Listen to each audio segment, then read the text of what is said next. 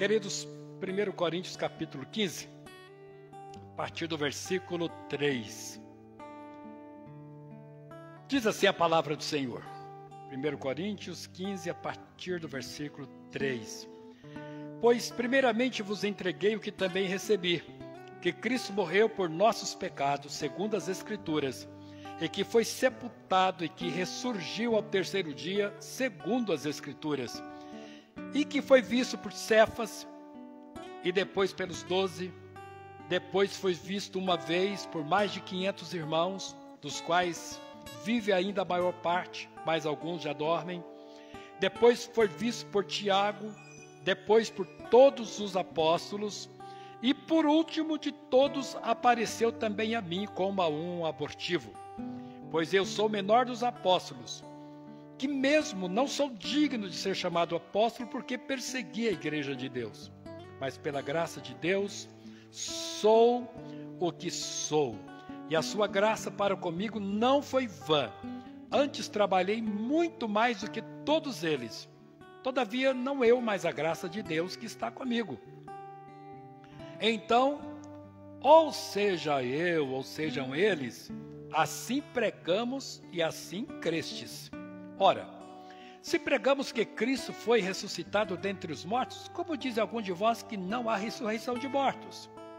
E se não há ressurreição de mortos, também Cristo não ressuscitou. E se Cristo não ressurgiu, logo é vã nossa pregação e também é vã a vossa fé.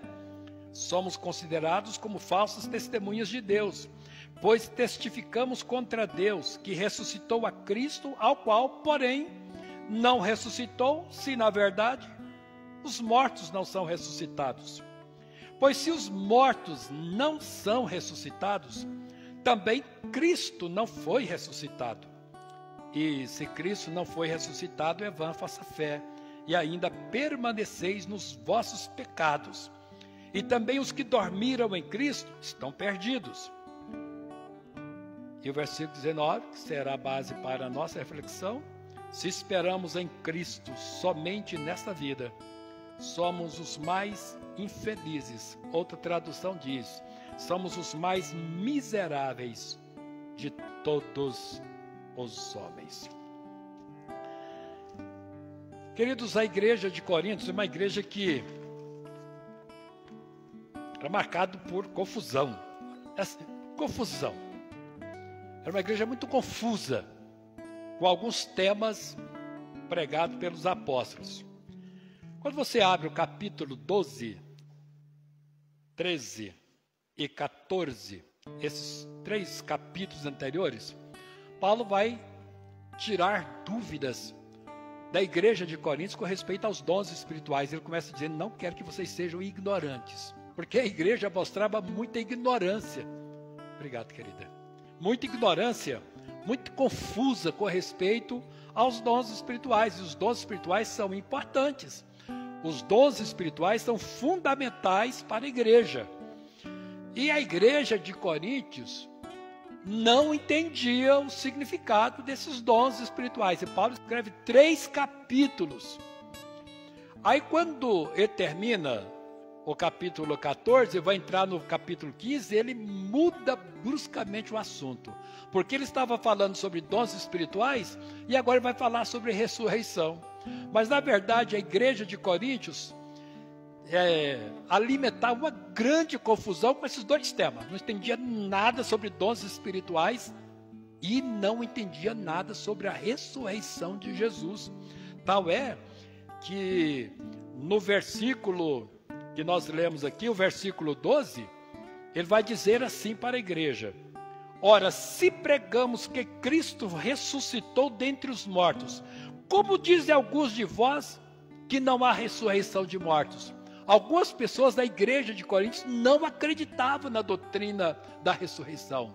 Achavam que Jesus não ressuscitou, que não existe ressurreição. Pensa numa igreja confusa com a principal doutrina cristã. Porque a ressurreição, queridos, é o selo em tudo. Se Jesus foi crucificado, se Jesus foi sepultado e se ele continua na sepultura, O cristianismo não sobrevive, tudo é ilusão. E aí ele vai pegar do versículo 3 até o versículo 19 para argumentar. Primeiro ele faz uma argumentação histórica. Ele fala assim, olha, igreja de Coríntios, eu quero dizer para vocês que Jesus ressuscitou. E a prova histórica que Jesus ressuscitou, primeiro, ele foi visto por Cefas, por Pedro. Depois ele foi visto pelos apóstolos. Depois ele foi visto por 500 irmãos. Depois ele foi visto por Tiago. Depois ele foi visto de novo pelos apóstolos. E por último, eu vi Jesus, o Jesus glorificado, quando eu ia para Damasco, pegar os cristãos, prender os cristãos, matar cristão, colocar cristão na cadeia. Eu tive um encontro com ele na estrada de Damasco. Eu sou testemunha que Jesus ressuscitou. Então, ele traz o testemunho da história.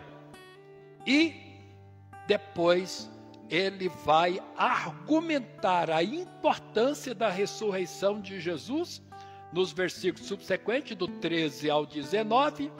E quando chega ao 19, nós paramos, porque eu quero o versículo 19 como fundamento para a mensagem desta noite. Vou ler novamente o 19. Se esperamos em Cristo somente nesta vida, somos os mais infelizes, somos os mais miseráveis de todos os homens. Se Jesus não ressuscitou, não tem eternidade. O valor dele é só para essa vida.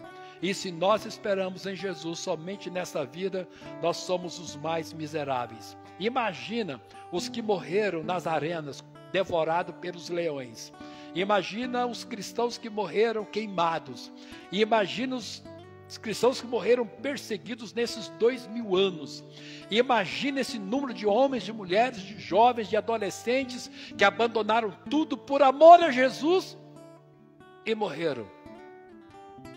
Se Jesus não ressuscitou, se não tem ressurreição, de que adiantaria tudo isso?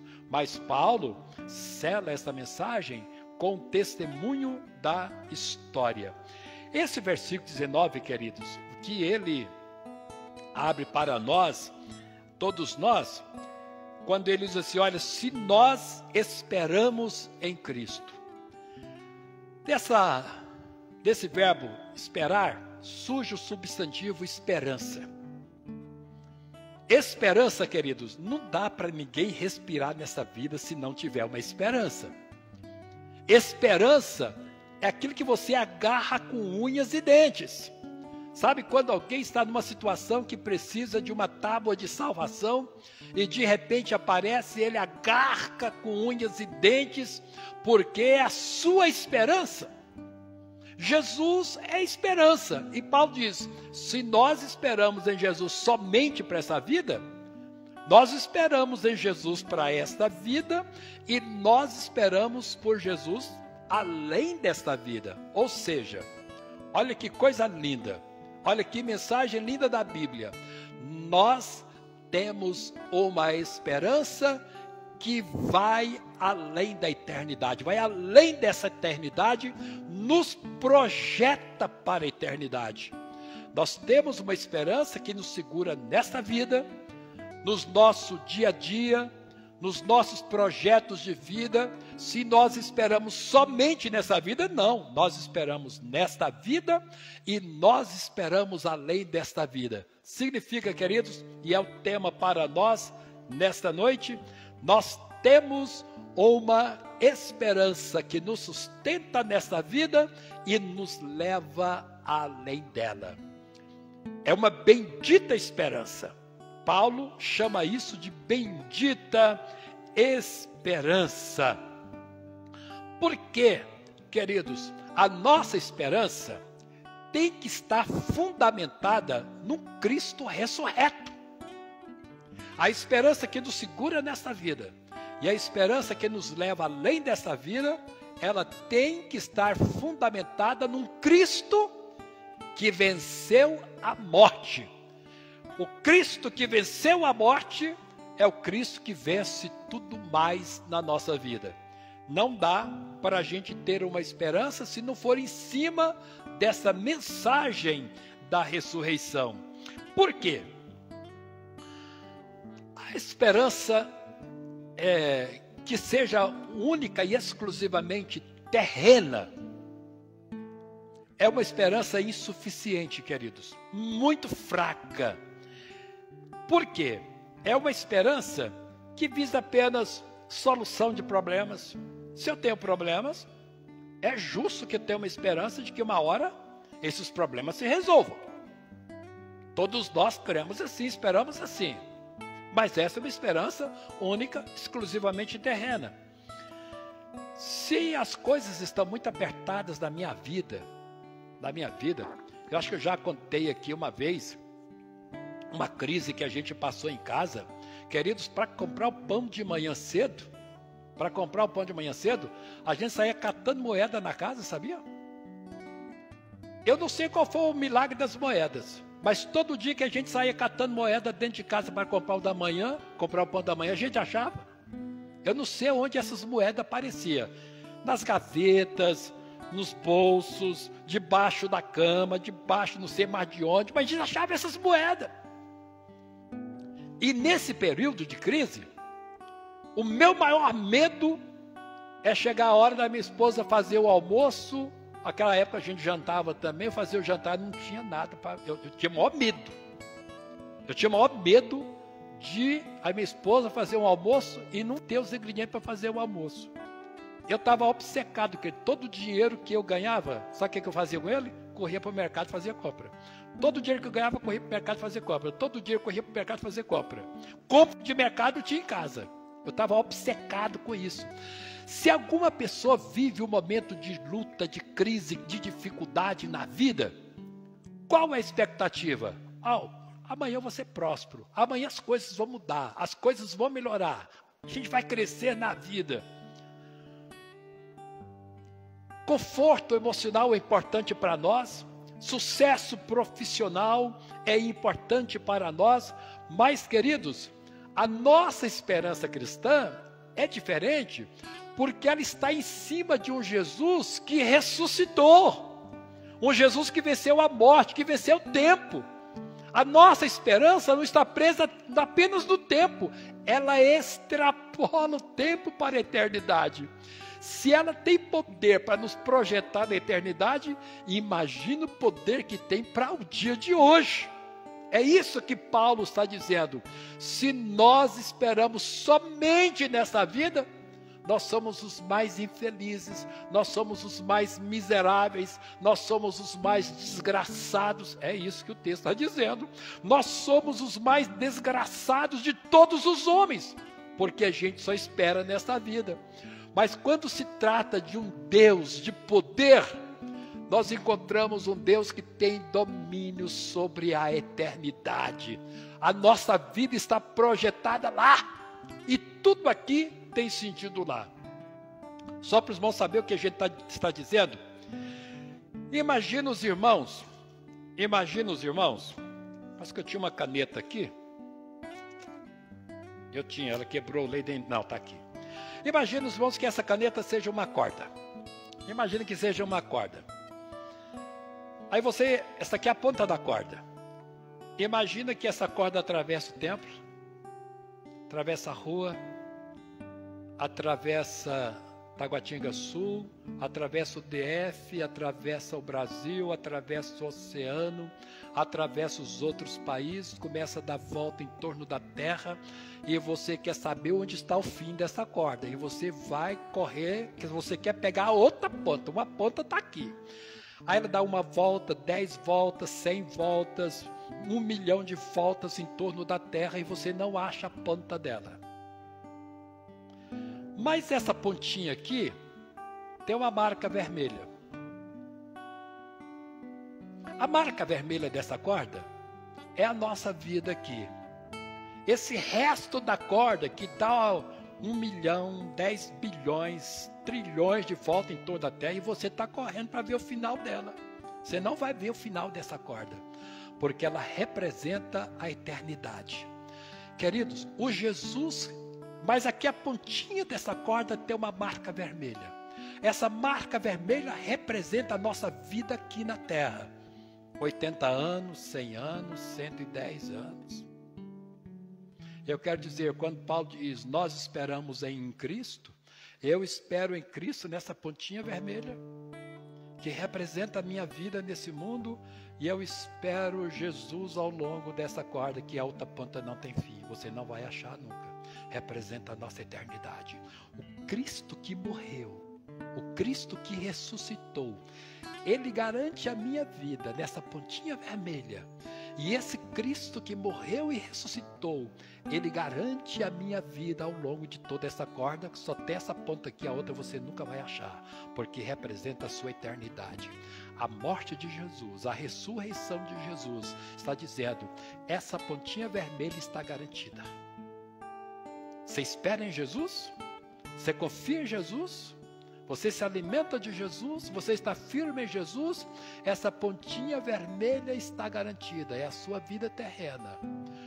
Mas toda corda no seu comprimento e a outra ponta você nunca vai achar, representa a sua eternidade, está dizendo, a sua eternidade também está garantida. Aquele que mexeu com a sua eternidade, mexe com essa pontinha vermelha.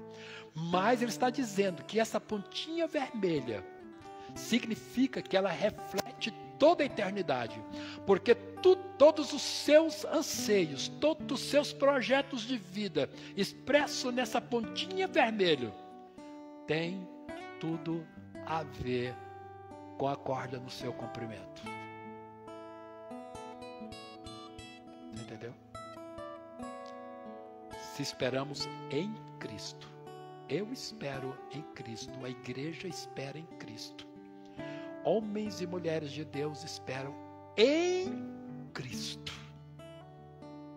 Maldito o homem que confia no homem, maldito, uns confiam em carros, uns confiam em cavalos, uns confiam na sua inteligência, uns confiam nas suas habilidades, uns confiam em amigos, mas nossa confiança está em Cristo, é em Cristo. Não só a pontinha vermelha está garantida, mas toda a corda em sua extensão está garantida. A nossa vida, queridos, não é marcada pelo temporal. Às vezes, os momentos que você vive é bom, outros momentos não são tão bons assim, uns são excelentes, espetaculares, outros você gostaria de dizer assim, Deus, pula, como disse Jó, maldito o dia que minha mãe deu à luz. Aquele dia Deus podia ter pulado daqueles 3 meses de sofrimento de Jó. Mas tem dia que a gente diz assim, Deus, esse dia o Senhor podia ter pulado, né?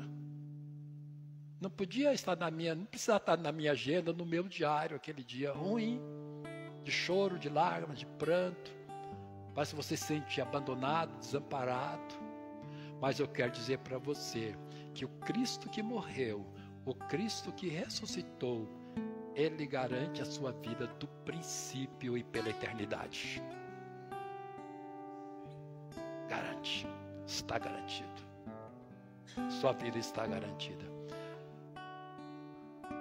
A vida de todos aqueles que esperam em Cristo está garantido.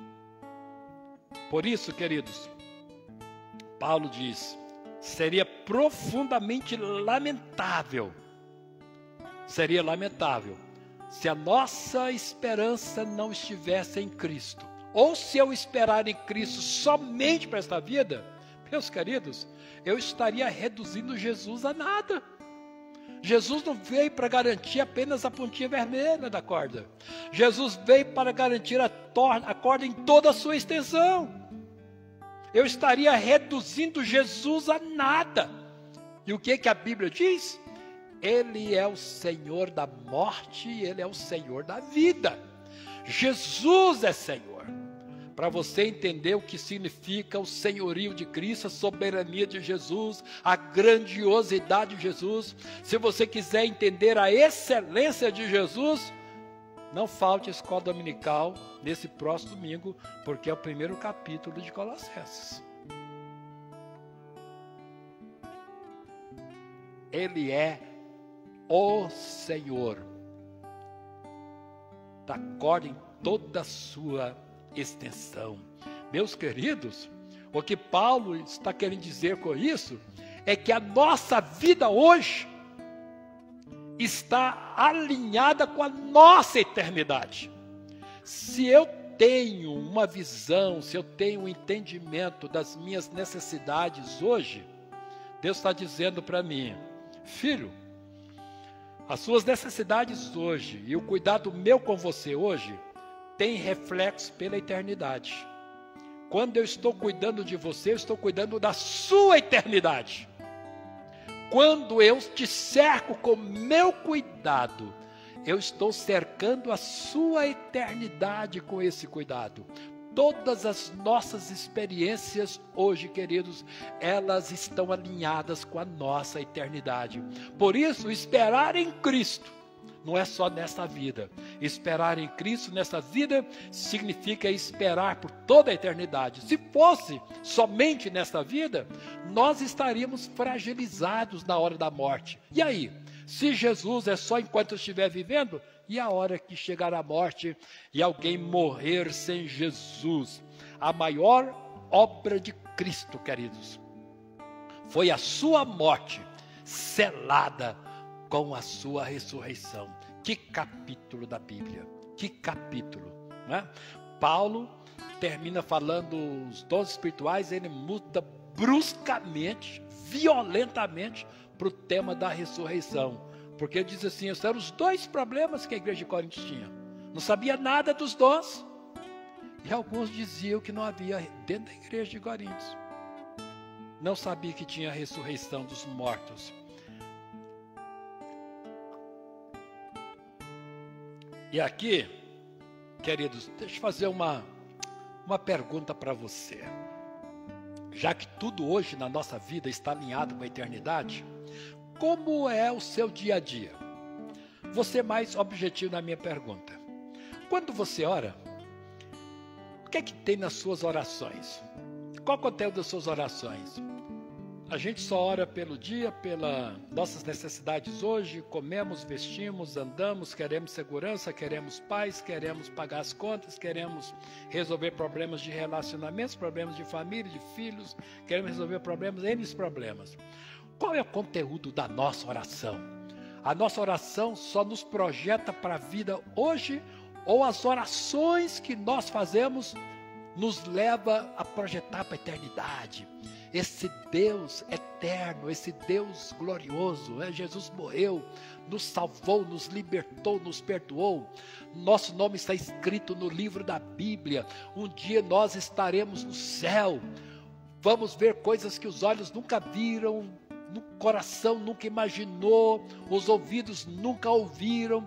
Nós estaremos no céu na sua plenitude, na sua grandeza, na sua extraordinariedade. Nós estaremos na eternidade, veremos Jesus face a face, o Cristo glorificado. As nossas orações nos levam em que direcionamento? Ora pelo pai, pelo avô, ora pelo primo, ora pelo vizinho da direita, da esquerda, ora pelo Brasil, por Israel, pelo mundo. Qual é o conteúdo das nossas orações, queridos? Se aqui é só uma pontinha desse tamanhozinho, o resto não tem mais fim. As nossas orações, acima de tudo, queridos, a nossa vida, a nossa firmeza em Cristo, a nossa firmeza na fé, o nosso elo com Deus, a nossa comunhão com o Senhor, né? O significado de Jesus na nossa vida, acima de todas as coisas. Santificação, comunhão com Deus, perdão. Queremos saber, queridos, um caráter cristão. Deus me revista de um caráter cristão. Segunda coisa que Paulo nos diz nesse texto, queridos, é que quando nós falamos que nós esperamos em Jesus, não somente nesta vida, mas nós esperamos em Jesus por toda a eternidade, nesta e por toda a eternidade, nós estamos dizendo que a nossa esperança tem um significado superior à vida desta terra. É muito pouco, queridos. Viver aqui é muito pouco. Ontem eu estava no sepultamento do pai do Silvério. Eu estava lá vendo as palavras, morreu parece que 93 anos, acho que 93 anos, o pai do Silvério. Estava lá olhando aquele corpo, o esquife.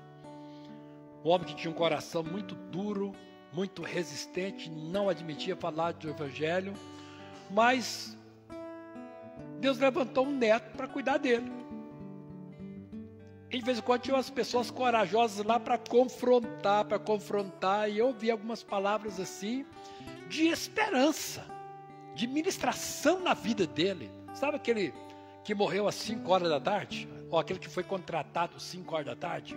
E 5 horas da tarde acabou o expediente, só foi lá para receber a grana? Não trabalhou nada, mas recebeu igualzinho todo mundo que recebeu ao longo do dia? Então é o tipo da pessoa que luta, resiste, mas chega alguém lá e fica bombardeando, e parece que ele se quebrantou no último momento. E eu falei assim, que coisa linda, né? Que coisa linda. Se isso aconteceu, que coisa linda, coisa linda.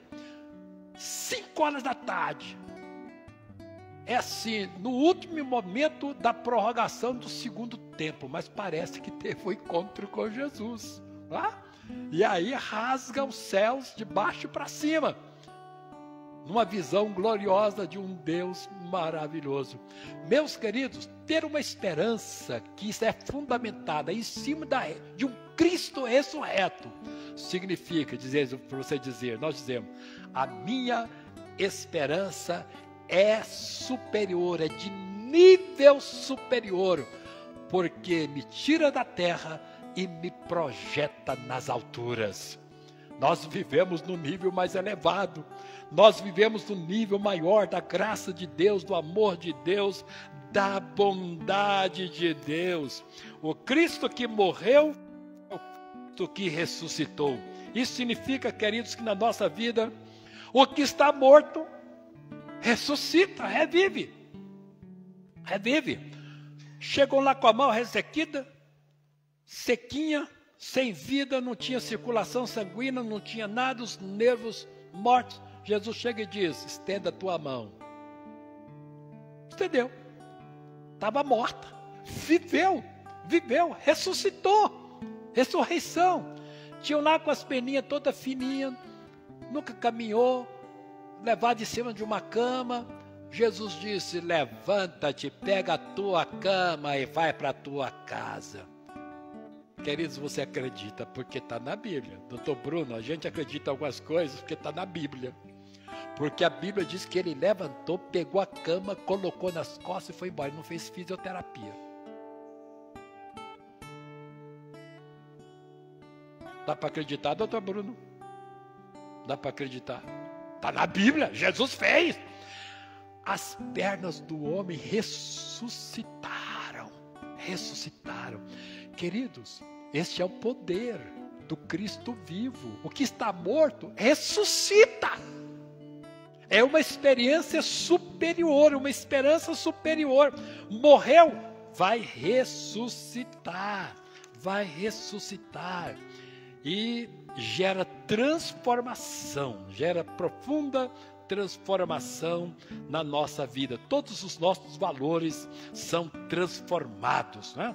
E a última palavra que eu quero dizer, queridos, é que uma esperança que está fundamentada num Cristo que ressuscitou dentre os mortos, ela gera uma fé muito firme no nosso coração. Ela vai dizer, olha, não olhe para a sua história. Esta esperança muda histórias. Deus muda a história. Jesus veio para mudar a história. Não olhe para a história se está muito ruim, se está muito complicada, se está muito difícil. Uma esperança no Cristo que vive é uma esperança que muda história. Ele veio para mudar a história. Não olhe para fatos, não olhe para circunstâncias, porque muitas vezes os fatos são contra qualquer expectativa de vida. Circunstâncias são contra qualquer expectativa de vida. Jesus veio para mudar. Uma esperança fundamentada num Cristo que venceu a morte. Essa esperança gera uma fé muito viva. A morte não prevalece diante da esperança fundamentada num Cristo que venceu a morte. Profundamente significativo, queridos. Significativo. Nós cantamos um corinho que nós cantamos aí, não é pelo que eu vejo. Não tem um corinho que fala assim? Não tem um corinho que fala assim? Não é por vista, não é pelo que eu vejo. Tem um corinho que foi muito cantado na nossa igreja. Eu teria que pegar a ordem das palavras, não é? Não é o que a gente vê, mas é naquilo que nós cremos. Isto em qualquer área. Às vezes, queridos, a rotina nos cansa, a rotina nos enfada, a rotina parece que nos consome. Não é? Coisa difícil é rotina. Você já parou para pensar? Todos os dias a gente levanta para fazer as mesmas coisas do mesmo jeito. Todos os dias você levanta de manhã para fazer as mesmas coisas do mesmo jeito. Tem hora que você enfada dessa rotina, você se cansa dessa rotina, ela te consome por dentro. Queridos, uma esperança que se fundamenta num Cristo que venceu a morte, ele vence o enfado da rotina também. Ele vence o peso da rotina. Esta fé crê que tudo é possível diante do Senhor. Temos propósitos da nossa vida. Essa esperança alcança esses propósitos. Tudo é possível àquele que crê. E aí, finalizo a mensagem desta noite dizendo o seguinte, queridos: se a nossa esperança está fundamentada na glória, na excelência, no poder de um Cristo que venceu a morte, eu quero dizer para você, essa fé, ela tem um poder ilimitado para vencer todos os impedimentos que nós temos pela frente, porque essa fé não pode ser pobre, essa fé não pode ser frágil, essa fé não pode ser uma fé que lamenta, que traga lamentações. Pelo contrário, ela traz celebrações. É uma fé rica, é uma fé robusta, é uma fé eterna, porque Cristo não só morreu, mas Ele ressuscitou e Ele vive. E porque Ele vive, eu posso crer em todos os impossíveis. Todos os impossíveis da vida. Eu posso crer se a minha fé está fundamentada num Cristo que venceu a morte. Esse Cristo não pode ser manipulado. Esse Cristo não pode ser direcionado para nada. Ele é Senhor, gloriosamente Ele é o Senhor. E essa esperança, queridos, ela traz assim uma reorientação da nossa vida. Nos leva a viver não apenas para o dia de hoje, mas sabendo que nós vivemos especialmente para a eternidade. Eu não vou viver só para a pontinha vermelha da corda, entendeu? Viver só para a pontinha vermelha da corda é muito pouco. É isso aqui, é isso aqui. Quando você tem uma extensão, e se você andar a velocidade da luz para ver o final dessa corda, você nunca vai ver, porque ela alcança a eternidade. Mas o Cristo que morreu, Ele está de olho na pontinha vermelha, os nossos dias aqui, porque Ele sabe que dessa pontinha vermelha depende toda a extensão da nossa eternidade. A vida, querido, se reveste de um significado novo, de um significado diferente. A vida é exuberante, a vida é grandiosa, a vida é gloriosa. A vida não tem fim, nem para o justo e nem para o ímpio. Mas nós estamos firmados no Cristo que morreu e o Cristo que ressuscitou. Portanto, quando nós pararmos e dissermos assim, eu tenho uma esperança. Não pode colocar ponto nessa frase. Eu tenho uma esperança. Não pode colocar ponto. Você tem que completar a frase. Eu tenho uma esperança que está fundamentada no Cristo que venceu a morte. O Cristo ressurreto. Tudo muda, tudo fica diferente. Esta é a igreja do Senhor. Este é o povo do Senhor. O inferno, queridos, o inferno não pode prevalecer diante deste povo. O inferno não pode prevalecer, jamais prevalecerá. É a glória de Deus que se manifesta na nossa vida. A glória de Deus do texto que... Quem leu o texto foi a irmã? A doutora Esther, né? A doutora Esther leu o texto.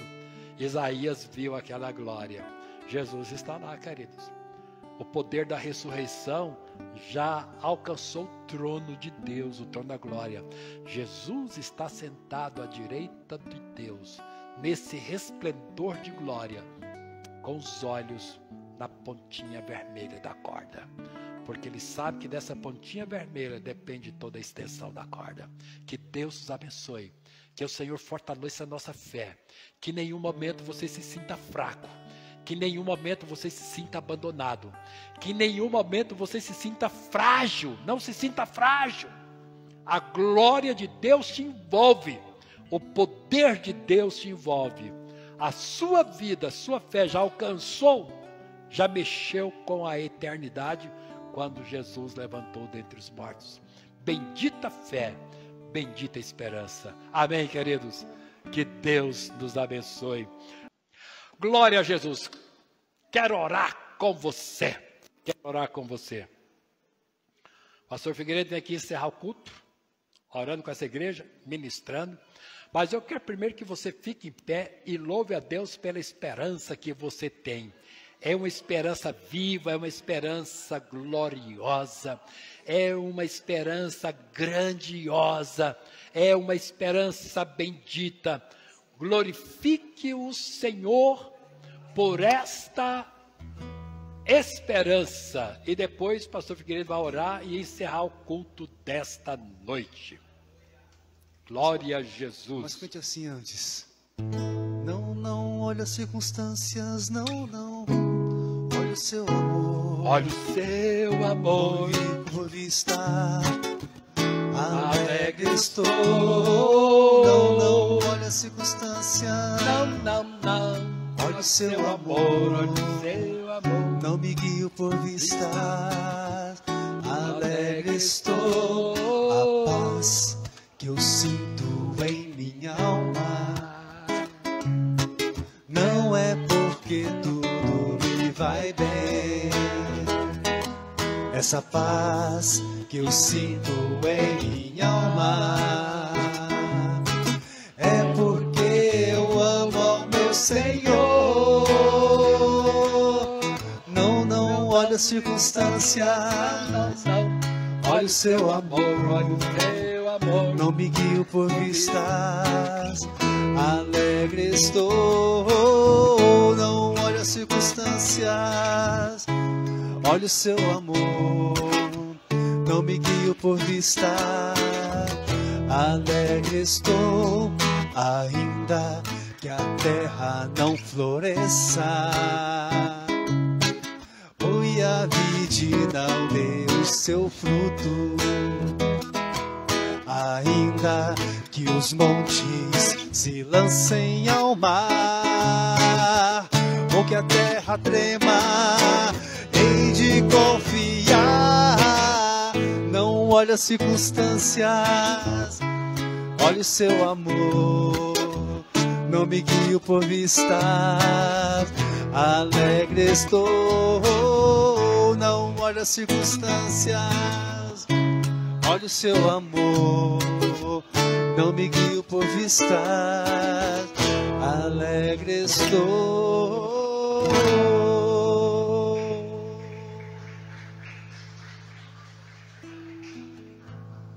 Vamos orar, coloque a mão no seu coração, amém? Que essa palavra possa ser um alimento para toda semana na sua vida, crendo que Deus fará muito mais por nós, se aplicarmos tudo que foi falado aqui nesta noite, amém? Deus, eu quero abençoar a tua igreja. Obrigado por essa palavra, obrigado por esse culto maravilhoso, Senhor.